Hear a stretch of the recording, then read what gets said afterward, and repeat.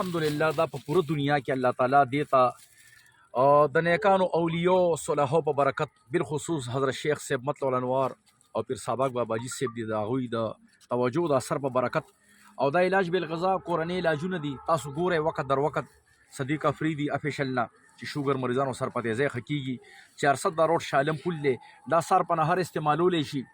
دې سره لبلبه اثرینو کار کوي. اثرینو که یو مریض دې سره کاږه پودینه او سپیرکې پاو او یو پاو رای دا صفوف کی دا سلور شیزونه او یو چمچه وسره د شپو د کېدو ټایم کې استعمالي نو د معدې فنکشن به خوي او الله تعالی به صحت ورکي.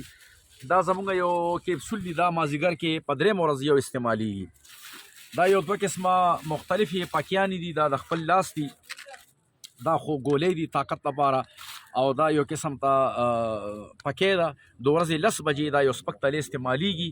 دې سره د ګردو هغه ګردې چې د هغې ته ډاکټر یعنی څه ورته وي ډایلیسس یې ورته ویلي وي، نو دا هغه یو صفوف دی چې موږ یې خپل تیارو او دا چې څوک یو 2-3 خوراک استعمال کړي نو ګردې ولا واش کې صفحې کې ولا متیازې ولا راولي او که ګردې سپینې شوي کمزورې شوي نو هغې سره د دې طاقت پکې الله تعالی راولي. 400 روډ شالم پل بود او جمعه زنانه جمعه هفته سړي په وخت راځئ، د سړو په ورځ ښځې نه، د ښځو په ورځ سړي نه، او چې دلته راځئ نو لږ صبر کوئ، لږ ان الله مع الصابرین وظیفه په لاره ډېره کوئ چې الله تعالی ټولو ته صبر ورکړي. راشد او د کوم ځای نه راځئ؟ زه راځم جمرود خیبر او څه مسله دی وه؟ بس اوس مسله مې داسې وه چې ما شوګر په 650 نه کمېدو، بیا مې ستنې هم شروع کړې، ستنې مې تقریبا 30 cc شروع کړه، هغې هم نه را کمېدو. د ګردې بیخي د ماسې کېنولې وې چې جمکړې پړسولې وې.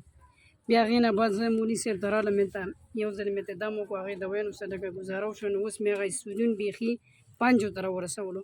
5 کې بس اوس وایي چې دا هم پرې نو دې ته اوس انشاءالله مو هغه شوی ګردې هم ټیک شوي اخره. دې سره زما ورونو